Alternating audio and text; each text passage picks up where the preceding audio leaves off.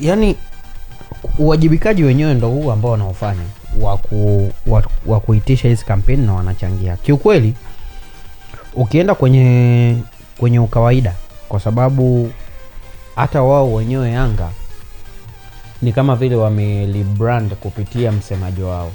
Yani wanaona kitu ambacho kimefanyika ni kitu sawa. Na pia hata kama unakumbuka siku za hivi karibuni, wakati Simba wanatoa taarifa ya kuhama uwanja wa Meja Isamuhyo, msemaji kwenye moja ya interview pia alizungumza na akasema kwamba kama kule wamehama, basi wakija huku KMC kuna yale majumba zaidi yapo mengi. Kwa hiyo wanaonyesha kabisa kwamba hiyo dhamira ilikuwepo. Na ndio maana jana pia wakati sisi tunazungumza, tulikuwa bado tunazungumza kwamba inawezekana Yanga hata kama angetozwa faini ya shilingi milioni 100 angelipa na ingekuwa kawaida kabisa. Au kama kungekuwa kuna timu ndogo yoyote tofauti na Simba na Yanga wangefanya kitendo kama hichi ambacho Yanga wamekifanya cha kuvuka eneo la uwanja, yani sio tu kukataa vile vyumba, kuvuka kabisa na kwenda kuchagua nyumba sehemu nyingine, tungeona labda kuna moja ya kiongozi labda wa klabu au taasisi hiyo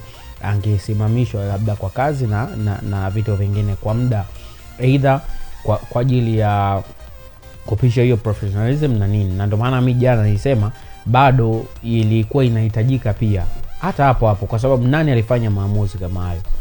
Kwa ina maana hata pia kwenye uongozi, licha ya kwamba yes kila siku tunasema kwamba ndio ligi sijui imekuwa na nini, lakini pale Yanga wanaye rais wa vilabu barani Afrika ACA yupo pale.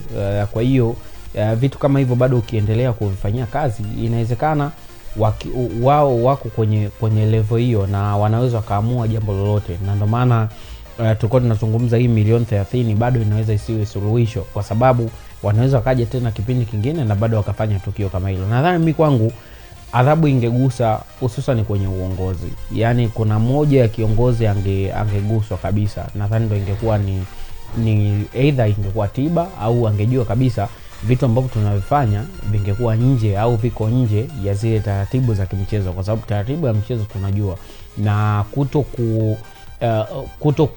kuenenda kwenye zile taratibu za mchezo na yenyewe pia ni shida ndani yake. Ndio maana hichi kinakuja. Kwa hiyo milioni 30 sio tiba.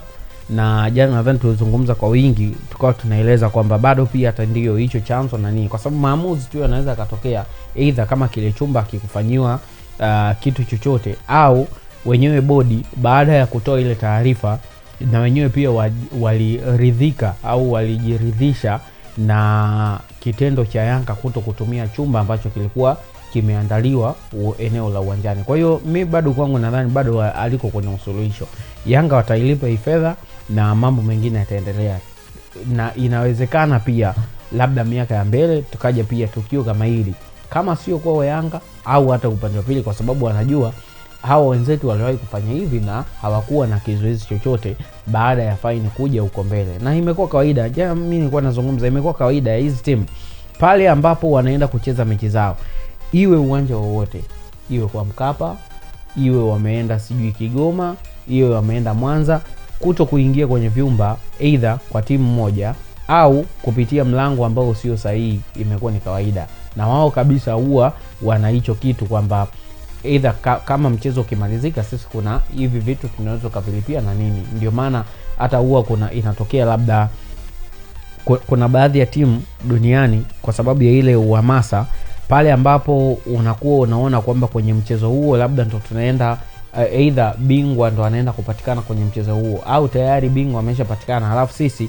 tunatakiwa tumpe ile heshima yake, kwa sababu usipompa pia ile heshima huwa kuna faini inatoka. Kwa hiyo huwa ni kitendo cha kudhamiria kwamba sisi wewe ndo bingwa, lakini hatutakupa ile heshima, kwa maana kwamba labda ile God of Honor na nini. Kwa hiyo huwa ni vitu ambavyo tayari vimeshaandaliwa. Kwa hiyo hichi ambacho kimefanyika, Yanga walikiandaa muda, na kama sio hata muda, kwenye siku yenyewe kuelekea mchezo tayari walikuwa wameshaandaa kitu kama hicho. Kwa hiyo hii adhabu inaweza ikalipwa, lakini bado tukaja tukashuhudia vitu kama hivi pia bado vikaendelea kufanyika kwenye ligi yetu.